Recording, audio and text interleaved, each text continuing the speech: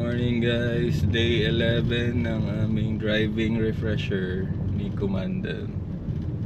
So, bahay to work, or office ang practice na ngayon. Let's go. Ito yung sinasabi ko rin, no? Na pag rush hour, pag na-timingan ka na rush hour ka lumabas, minsan traffic dito. So, wag kang biglang lalabas pag naka-congested doon sa kabilang lane. Ayan. Meron dito, dahan-dahan lang. Pasok ka dyan, pero ano lang. Dahan-dahan. O yan, nag-stop ang jeep. Dahan-dahan pasok. Dahan-dahan lang, may sasakyan pa rito. After nitong red car, siguro. Ayan, pinagbigyan ka. Go, go, go, go, go, go, go. Thank you, busina ka. Busina dalawa. Pag thank you, kaya nga thank you eh. Tik-tik, ganun lang. Dinidiin mo kasi yung busina. Go, gas. Sige na. Accelerate ka na. Konti. Tapos lipat sa preno. Ganun. Accelerate, bitaw, accelerate, bitaw. Ganun lang. Yan. Huwag masyado idiin yung preno. Alalays lang. Kakaturo ko lang kahapon. Lahat ng gas, alalay sa gas. Pag ididiin mo, alalay lang. Pag pepreno ka, alalay lang. Kasi ano na yan eh, may minor na siya agad. Pag apak mo nga lang sa preno, neutral siya. Parang dadaan sa neutral, kaya bumibilis.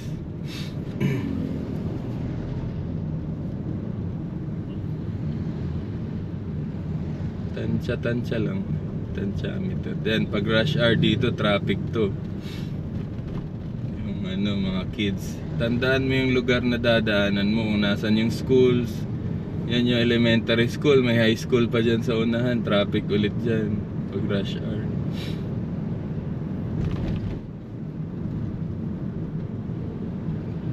So ngayon, medyo okay ka pa dahil late na tayo. Hop.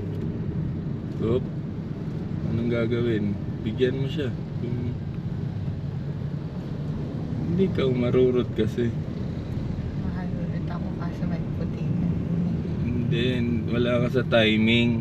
Dapat paglagpas ng motor, sumunod ka na dun sa motor. Yung isang motor na nao yan. Ganyan, signal, gamay, konti. Gamay. Bisaya. Kaharap kasi sa paa ni Lolo. Hindi ka talaga marunong marurot ng bigla, tas diin bigla, tas bitaw, diin bitaw, ganun yung mabilisan ba, paspasan. Alalay, may tatawid, hindi mo ba nakikita sa unahan? Baka dyan ka na naman nakatingin sa harapan mo lang. Sa unahan, may gusto nang tumawid na tricycle. Yun yung tinitignan ko. Hindi ko nga tinitignan. Pag ganyang mabagal sa harapan mo, huwag mo nang problemahin. Problemahin mo yung sa unahan. Ha? Kasi mabagal lang. Ibig sabihin, mabagal lang din yung takbo mo. Mabilis ka makakapreno kasi mabagal lang eh. Pag mabilis, hindi ka makakapreno agad. Pag gantong takbo, mabilis lang yan titigil yung Toyota Race pag pinreno mo bigla, di ba? Gaya niya, gusto niya agad tumawid.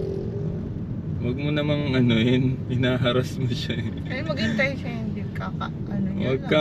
Wag mong i-drive-in malapit sa kanya pagka kasi nga magkakahalikan talaga kayo pag itutuloy niya rin. Tama naman yung ginagawa mo, mali siya, pero for the sake of safety, ka na dapat. Yan ang pinaghahandaan mo. Huwag ka masyadong tumitingin sa mga tao malapit or mga sasakyan. Laging sa unahan yung tingin mo para aware ka. Huwag mo intindihin yung magbubukas lang ng pinto, naghahanda ka na. Malapit kasi ang tingin mo eh. Sa malayo ka nakatingin, hindi mo yan iisipin eh. Iisipin mo lang pag nandyan na. Pipreno ka lang pag nandyan na. Pero hindi mo lagi yung iisipin. Yan, naka-signal. Oh. Signal ka rin. Sige, tingin sa mirror. Wala. Go. Yan. Diba? Hindi niya yata alam. Wala namang motor. Akala ko may motor. Oh, ito, tricycle. Tingnan mo kung saan siya punta. U-turn yata. Oh, yun. Signal ka. Oh, pag ayaw ka bigyan itong kotse. Sige, gas. Overtake na. Huwag mo nang ano eh. Huwag mong habulin yan ha. Pagka ano, paunahin mo muna. Late ka na eh. Paunahin mo muna sila. Yan. Very good. Abante. Dito lang. Oh, yan. Yung madali sa'yo pagliko. Yan. Ready? Get set. Yan. Huwag mong ibaliin masyado. Konti lang. Huwag mong baliin masyado. Kasi dun ka na papunta sa kabila eh. Pag binali mo sobra eh. Hindi ka naman ano eh. Hindi ka nakatapat sa lane mo. Nakatapat ka sa lane ng kabila. So wag mo sobrang baliin ng yung ang ibig ko sabihin, paantayin mo munang umandar ka. Dapat kasi doon mo sa linya mo siya tinapat para pag binali mo ng gusto, sa linya ka lang, sa linya mo lang ikaw. Pero tama lang din yung ginawa mo. Kasi wala namang kasalubong. Ang ano lang doon next time, pag may kasalubong, wag mo. Pag hindi ka nakatapat sa lane mo, kaya dapat nakasilip ka doon sa lane mo, hindi ka nakasilip lang kung saan. Yun na dapat ang bago ka liliko. Ba, ganyan, liliko ka, nakasilip ka na ng dadaanan mo, hindi ka yan, tingin-tingin ka na. Oh, di tama yung liko mo. Di ba? Yan lang. Very good. Di tama yung hawi mo ng manobela kasi nakatingin ka sa kalsada eh. Estimate mo yung kotse.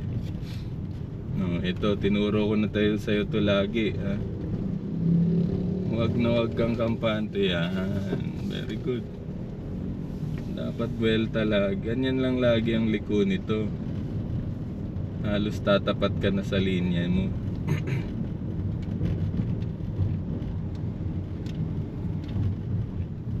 Tapos todo bali pagkaliliko.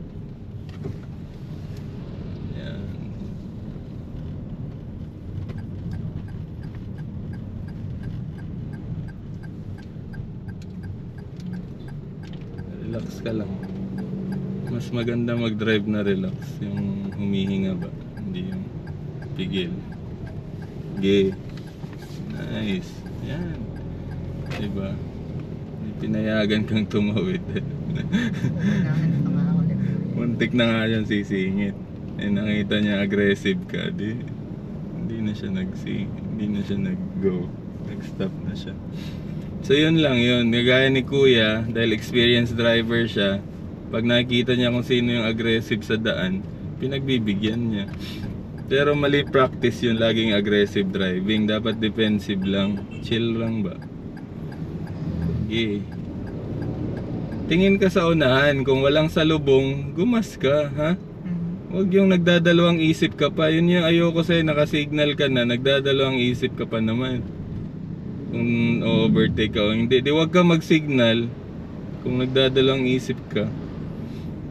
Abala ka lang sa daan pag ganun eh. Dapat kasi si-signal ka lang kung sigurado ka na sa gagawin mo. Hindi walang hesitation eh. Hesitant ka kasing ano.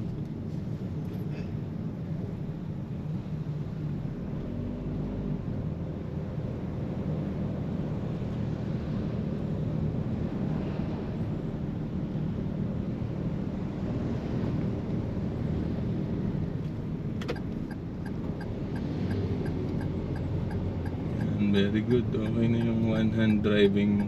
Yung upuan ba tama lang or hindi? Basta pwede mo yung ayusin dahil inayos ko yan eh. Okay, good. Very good. Hindi, bali. Yan. Kasi nasa tapat ka ng lane mo. Bumali ka. Ha? Tingnan mo yung tricycle. Go. Go. Hindi ka nakatinginhan. Nakikita ko siya sa side ko. Naka-peripheral ka lang. Wala ka naman kailangan. Ito, Lumingon ka, gamitin mong ulo mo kasi Sayang yung ulong binigay ng Diyos kung di ka lilingon eh. Irap-irap mo lang ginagawa eh.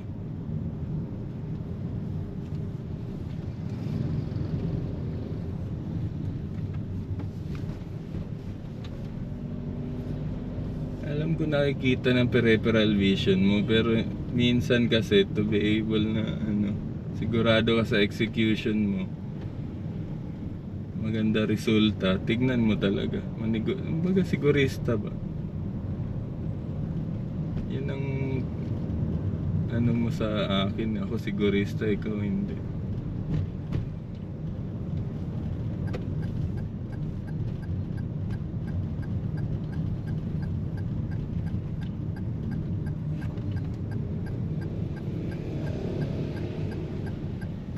Tingin dyan, yan.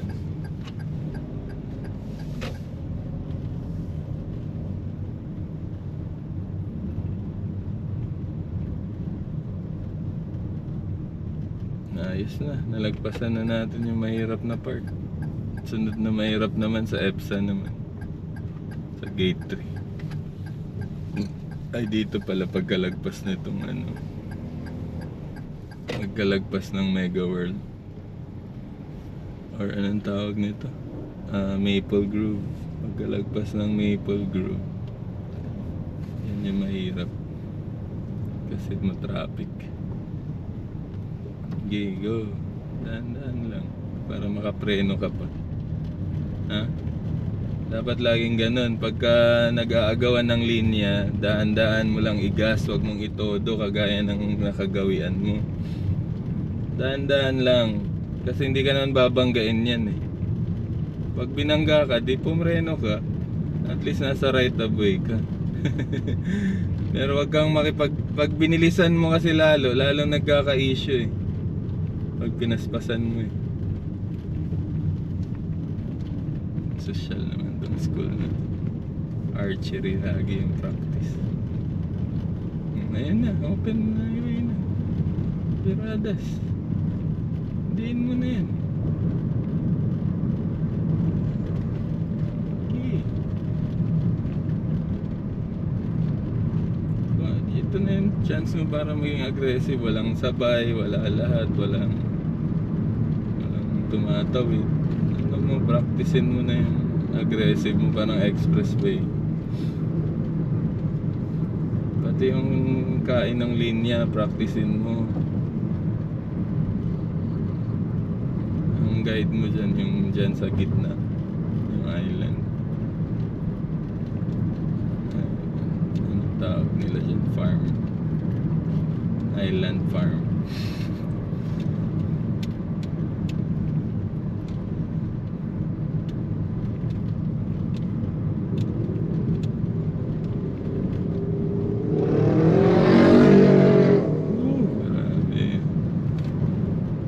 Sinasadya niya talagang marurot pag-overtake. Maganda pakinggan yung tambucho. Ayan, kita mo may kasabay dito, wala ka masyado. Pwede ka go ka. Huwag ka nang sumignal. Lipat ka na lang ng pagka wala. Ayan, tingin ka dyan. Ayan, wala, go. Yan lang. Kasi pag mag-isa ka na, diba, alam mo na yung diskarte mo.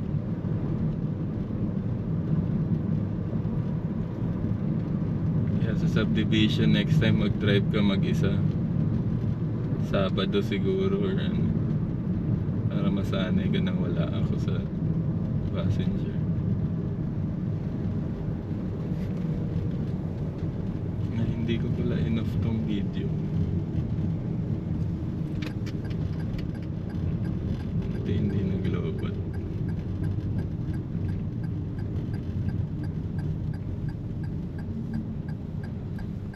Okay, dahan-dahan lang. Merong expander mabilis, wag ka muna lumipat ha. Wag ka muna lumipat, dito ka muna. Mabilis yung expander eh. Pag ganong aggressivehan, babanggain ka talaga ng mga yan. Wag kang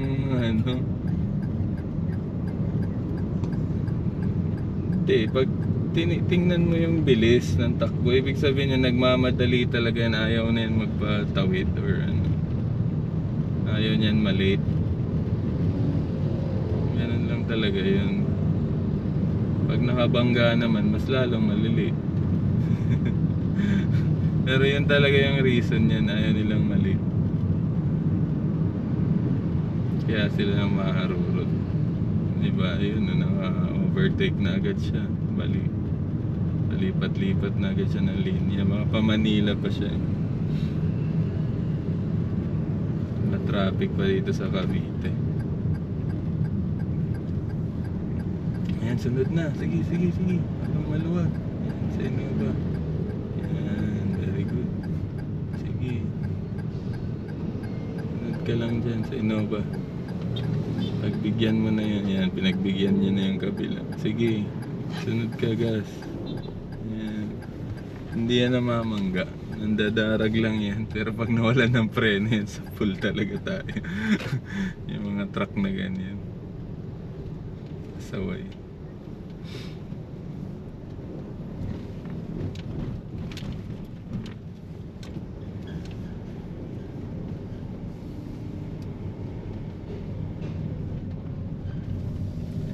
Dito lang, tensiometer lang. 2 lanes yan eh.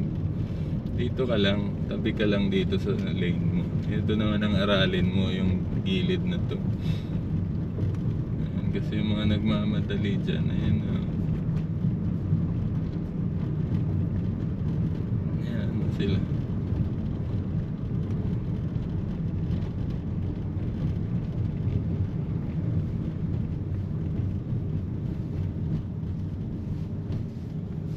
Dito lang, tansyahin mo lang. Yan.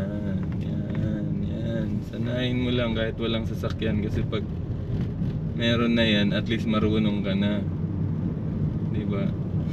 Hindi mo na yan pa-practicein.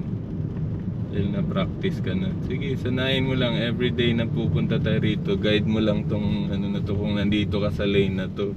Kung nandun ka naman sa kabilang lane, guide mo rin yung kabilang gutter. Maluwag pa tayo niyan. 1 metro pa yung space. Yun ang pinakamalapit, yung liko mong yan. Siguro nasa yan, 1 roller. Hop. Ayan siya na naman. Paunahin mo na siya. Si Manong ang dadarag. Counterflow tong isa. Iwasan mo na. Signal ka. Kasi nagka-counterflow to. Ayan. Yan ang diskarte. Pasaway yung mga ganong driver. Yung mga illiterate. Kasi kung may maayos kang hindi mo gagawin yan. Kahit patrabahador ka ng EPSA. Bawal na bawal yan. No, that's a no yung counterflow na yun.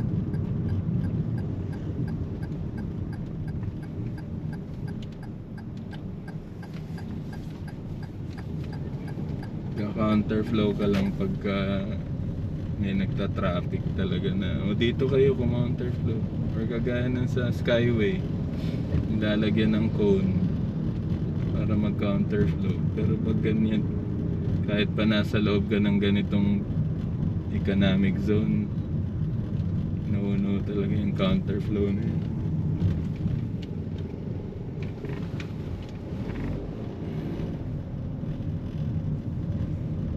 Kasi ang hirap dito sa pag nabangga ka, mag-aantay ka pa ng PESA police, gagawa pa ng PESA police report, saka ka pa marami pang gagawin eh. Para ka rin nagpa-process ng government kasi ito eh. Nagpa-process ka ng farm in, farm out. Hindi mo agad-agad yung sarili mo. Kung sa labas ka ng ganitong zone, pwede pa. Regloy na lang natin. Ganun. Or pag nagbanggaan kayo tapos walang pulis, pwede mag-usap na lang kayo. Sige, okay na yun kuya. Wait lang. Ewan ko. Sige. Sige. Oh, okay, go. Gitingin ka rito sa likod. Pahamak yun si Kuya. Lolobat na yata siya.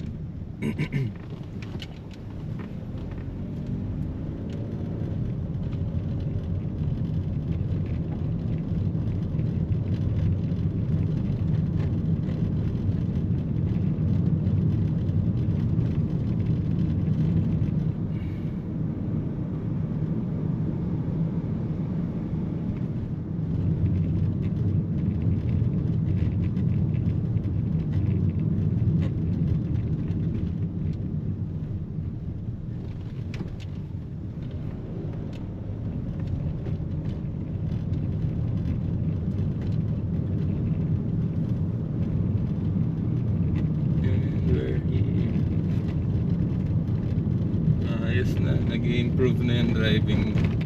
Mas aggressive ka na ngayon. Yung hindi ka na tatakot. May execute mo mabuti yung signal lights, ganun, brakes, yung pagtansya ng liko. Belta ka kahit walang papasok. Yan, very good. Sige, wala. Dito, wala.